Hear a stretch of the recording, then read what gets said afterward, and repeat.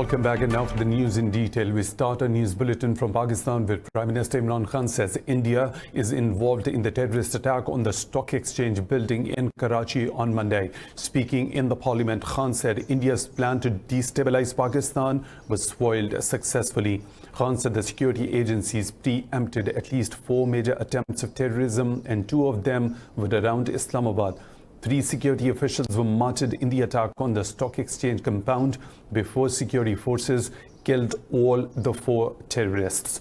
Earlier in a tweet, Khan said India's attempts to change the demography of occupied Kashmir are illegal and against the UNSC resolutions. Khan said he has approached UN Secretary General Antonio Guterres to stop Indian actions in Kashmir. The Prime Minister said such moves will threaten peace in South Asia. Meanwhile, in Indian-occupied Kashmir, occupation forces have martyred 2 more youths in the Islamabad district. Indian troops targeted the civilians during a cordon and search operation in Wagama area of the district. The operation is still underway in the area. Yesterday, Indian forces killed 3 Kashmiri youth in Runipura area. Indian atrocities in the occupied valley have sharply increased despite the COVID-19 outbreak. The valley has been under New Delhi's crushing curfew and communication blackout for the past 331 days.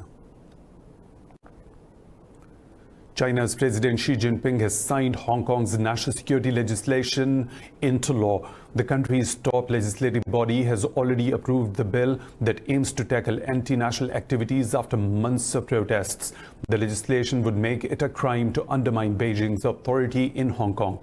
Earlier, Beijing said it will respond to a US decision to remove Hong Kong's special status under the American law.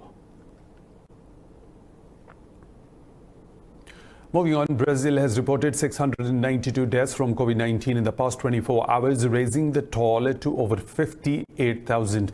The US has recorded more than 40,000 cases overnight for the 4th time in past 5 days, as the country risks becoming the virus epicenter again. The global number of deaths from the virus has crossed 504,000, with infections around 10.3 million. More in this report. The coronavirus pandemic is accelerating every day, with new record cases being reported in almost every part of the world. States in the US are pausing reopening plans amid a surge in coronavirus cases and hospitalizations. Los Angeles County says it is becoming the new COVID-19 hotspot within the US, despite curbs on nightlife. Arizona Governor Doug Ducey has ordered the closure of hospitality sector. Today's executive order will pause the operation of bars, gyms, movie theaters, water parks, and tubing, effective at 8 p.m. today, with a targeted reopening date in 30 days. The European Union has named 14 countries whose citizens are deemed safe to be let in from July 1st, despite the pandemic. Those named include Australia, Canada, Japan, Morocco, South Korea, but excludes the US, Brazil, and China. Nigeria and Senegal have also eased some restrictions that were imposed to stem the spread of the coronavirus, while the state of South Australia has cancelled plans to reopen its border to interstate travelers from neighboring Victoria after a spike in infections there. The World Health Organization warns the pandemic is not even close to being over. We all want this to be over. We all want to get on with our lives.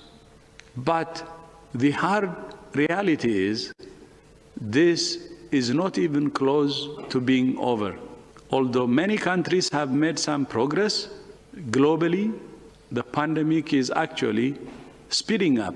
Elsewhere, China has reported 19 new cases of coronavirus compared with 12 the day before. 7 of the new cases are in Beijing, where a mass testing campaign is underway after an outbreak began in the capital's main wholesale food market. Meanwhile, Pakistan's COVID-19 death toll has crossed 4,300, with 118 more fatalities in the past 24 hours. The Health Ministry said over 2,800 cases were reported overnight, bringing the total to over 209,000. It says so far over 98,500 people have recovered, while nearly 2,700 remain critical. The ministry said about 107,000 cases are active in the country. It said the province of Punjab reported most most overnight infections with 1,727 cases. The Sindh province reported over 1,300 infections, while the capital Islamabad registered 128 infections. Russia has accused the US of taking a destructive stance on the Comprehensive Nuclear Test Ban Treaty the US has signed but not ratified the treaty. Well, Russia ratified the treaty 20 years ago. Russia's foreign ministry also accused the US of preparing for a possible resumption of nuclear testing. Meanwhile, US Secretary of State Mike Pompeo is set to address the UN Security Council on the expiration of a UN arms embargo on Iran today. The Taliban and the US have virtually discussed the implementation of Doha deal and start of intra-Afghan talks. The group's spokesman, Suhail Shaheen, said their leader, Mullah Baradar Akhund, also discussed the withdrawal of the US troops with Secretary of State Mike Pompeo. Shaheen quoted Baradar saying the delay in the release of Taliban prisoners has lingered on the intra-Afghan talks. Baradar assured Pompeo that Afghan soil will not be used against the security of the United States and other countries. He also called on the US to release Haji Bashar and the remaining Afghan detainees at Guantanamo Bay. Earlier, Baradar, along with his delegation, met Iranian Special Representative for Afghanistan to discuss refugees and border issues. Meanwhile, the Taliban have released 20 Afghan soldiers and police officers in Kunduz province under the Doha peace deal. In Yemen, 16 Houthi rebels and 2 soldiers have been killed in clashes in Marib and Al-Hudaydah provinces. In a statement, the military said the rebels attacked His district south of Al-Hudaydah. The military said it killed 9 rebels and wounded several others in Al-Hudaydah. It said another clash broke between the rebels and the government troops in Hashia district of Marib province. 7 militants and 2 soldiers were killed in the hours-long clash in Marib. Yemen has been entangled in violence and chaos since 2014 after Houthis overran much of the country, including the capital, Sana'a. Nigeria says it has killed scores of Boko Haram militants in multiple airstrikes in the country's northeastern state of Borno. In a statement, the military said the operation followed days of aerial surveillance missions in Warshell settlement. It's the missions conducted by 2 military jets found the group was the settlement to launch attacks. The statement said the military also destroyed several structures in the camps of Boko Haram. Since 2009, Boko Haram has been targeting northeastern Nigeria, extending its attacks to countries in the Lake Chad basin. The UN Security Council has unanimously voted to extend the mandate of its 7-year peacekeeping force in Mali for another 12 months. The renewal of the mission allows the number of its members to continue to comprise up to nearly 13,300 soldiers and over 1,900 police officers. It also commits to presenting a possible exit strategy for the mission by March 2021. Despite the presence of thousands of UN troops, the violence has engulfed the center of the country and spread to neighboring Burkina Faso and Niger. The UN said the attacks have grown 5-fold in the last 4 years, with 4,000 people killed in 2019, up from about 770 in 2016. Venezuela has ordered the EU envoy to leave the country hours after Brussels sanctioned 11 Caracas administration officials. In a televised address, President Nicolas Maduro gave EU's diplomat Isabel Brilhante Pedrosa 72 hours to leave the country. Maduro also lashed out against Spain's ambassador to Caracas, Jesus Silva. Maduro accused him of participating in the failed April 2019 bid to overthrow him, held by Leopoldo Lopez, and the botched raid in May.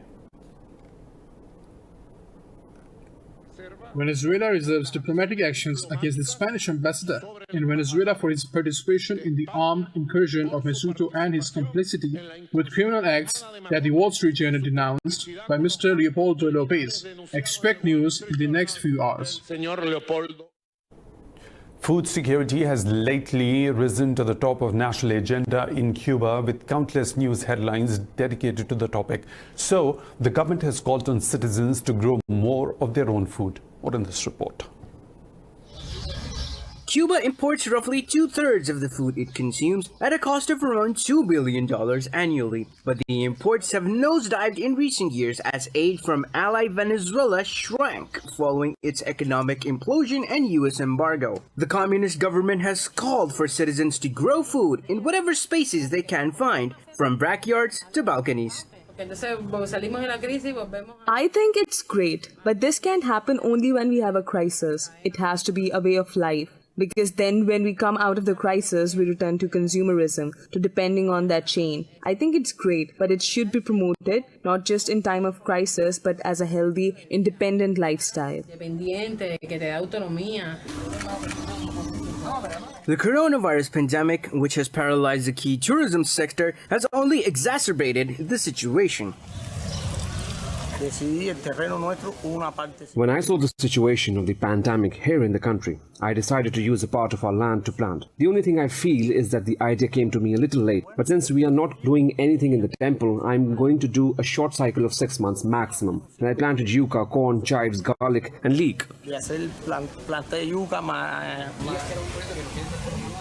Some Cuba observers are cautiously hopeful the crisis will push the government to reform its agricultural model, which, like the rest of the economy, remains heavily centralized.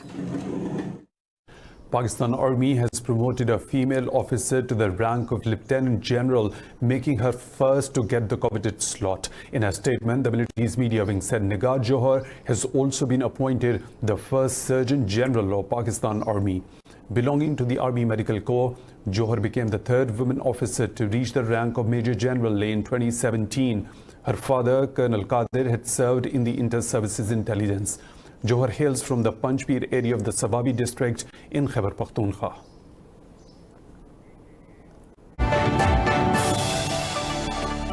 Welcome back. Beijing has expressed concerns over India's decision to ban Chinese mobile apps, saying it will make checks to verify the situation. At a media briefing in Beijing, Foreign Ministry spokesman Zhao Lijian said India has the responsibility to uphold the rights of Chinese businesses. This comes after New Delhi banned 59 Chinese mobile apps, including TikTok, UC browser and WeChat, citing security concerns. The Indian Ministry of Information said the apps are prejudicial to the security of the state and the public order. The ban follows the deadly border conflict between the two nuclear-armed nations earlier this month. In China, scientists have discovered a new strain of swine flu which is capable of triggering a pandemic. This was revealed in a study published in the US science journal PNAS. The study said the virus strain possesses all the essential hallmarks of being highly adapted to infect humans. Researchers said the virus can mutate further, which can then spread easily from person to person. The new virus is named G4 and is genetically descended from the H1N1 strain that caused a pandemic in 2009. The International Atomic Energy Agency says a slight increase in radiation in air above northern Europe poses no threat to people's health and the environment. In a statement, the agency said 33 countries informed the organization that no release of nuclear isotopes had taken place on their territory. It said IAEA will continue its efforts to analyze collected information in order to identify the possible origin and the location of the release. The agency said the levels reported to the IAEA are very low and pose no risk to human health and the environment. Meanwhile, the Kremlin said a Russian system of radiation safety monitoring also detected no threatening situation in the country's northwest. France has announced an investment package of nearly $17 billion to accelerate a switch to green economy. Macron said he aims to move faster on environment-friendly policymaking. Macron said he is ready to call a referendum on revising the constitution to include climate aims if the parliament allowed it. Macron said France continues to evaluate the comprehensive economic and trade agreement with Canada. He said an environmental bill will be drafted and presented to lawmakers by the end of summer to advance France's ecological transition goals. The state will do all its part. That's why, starting with the economic recovery plan that we're preparing, an additional 15 billion euros in the next 2 years will be allotted for ecological transition of our economy. We will put in place a green transformation plan for our economy in the recovery plan, with an underlying regard to a goal that has appeared in all your proposals. Scientists say the South Pole has been warming at more than 3 times the global average over the past 30 years. In a new study, they said this could have huge implications for melting of Antarctic ice sheets, marine life, and the rising of global sea levels. More in this report. The South Pole, the most isolated and coldest part of the planet, is also one of the most rapidly warming ones. According to the study, the pole warmed by about 0.6 degrees Celsius per decade over the past 3 decades. The global average over that time was about 0.2 degrees Celsius per decade. The warming is partly connected to naturally rising temperatures in the tropical Western Pacific. Researchers say the rest is due to human-induced climate change. Still, the South Pole is not yet in any danger of melting, as the year-round average temperature is still about minus 50 degrees Celsius. But the finding shows that no place is unaffected by change on a warming planet. Governments are set to pledge billions of dollars in aid for Syrians at a virtual conference being hosted by the European Union today. The United Nations is looking for almost $10 billion for people in Syria and surrounding countries amid the coronavirus pandemic. It hopes much of that will come from the 60 governments and non-governmental agencies gathering by video link. According to the UN, more than 11 million people need aid and protection in Syria. With the coronavirus crisis lingering on, over 9.3 million people could face an unprecedented hunger crisis. As Israel has pledged to annex some 30% of the West Bank, with a cabinet-level discussion on the move set to begin on the 1st of July. A Palestinian has chosen art to reflect fears of what may happen to her isolated Bedouin community if Israel goes ahead with the annexation. Details in this report. Amid the barren hills of the Jordan Valley, Palestinian artist Khadija Basharat paints scenes depicting women gathered around a demolished home and a yellow bulldozer, approaching a tin Bedouin shack. Some 15,000 Palestinians live in tiny pastoral encampments scattered across the valley. An Israeli military post near the Jewish settlements of Hamra looks down on Basharat's community from a nearby hilltop. The artist says she feels exposed to Israeli demolition of farm shacks. We witness daily demolition, daily confiscation, occupation, searches, warrants. This is what we are exposed to on almost daily basis. This also reflects on how a person develops their ideas, specifically in drawings and paintings. Peace Now, an Israeli advocacy group, opposes Tel Aviv's settlement policy and says most Palestinian applications for building permits are rejected. Basharat's husband says their community will be defiant in the face of Israeli annexation. We will remain steadfast in our land. Initially, we will reject the whole idea of annexation completely. We will not agree to it. Even if it will be imposed on us, we will resist it with all the means we have. Israeli Prime Minister Benjamin Netanyahu's main coalition partner, Benny Gantz, signaled his opposition to advancing the annexation plan. But Netanyahu's spokesman said the Prime Minister told legislators from his party that his plan did not depend on Gantz's support.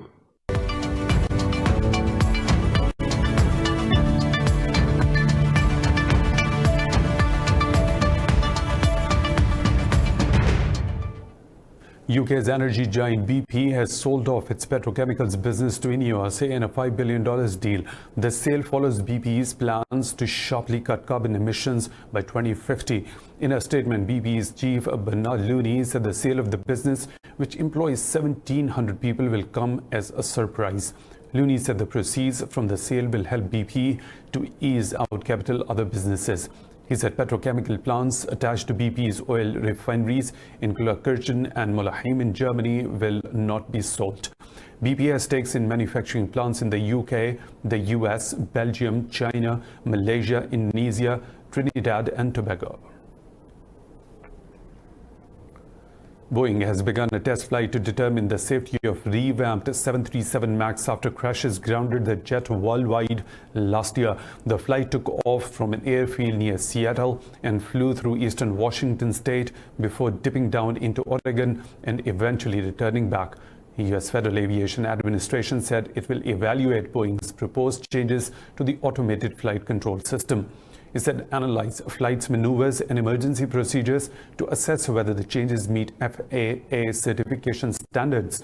Deliveries to airlines were frozen after jet safety ban in March 2019, following 2 crashes that killed 346 people.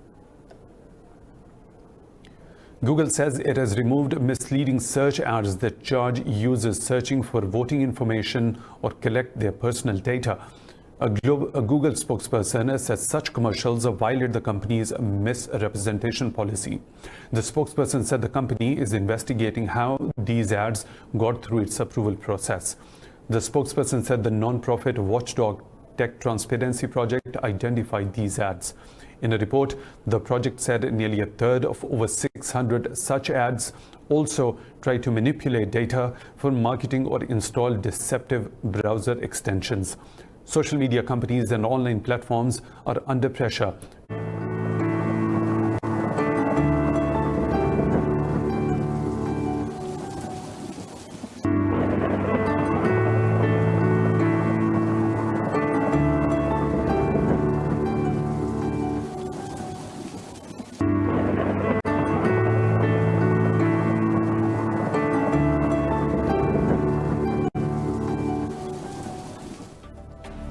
And that's all for now. For the latest updates, you can follow us on social media at Indus News.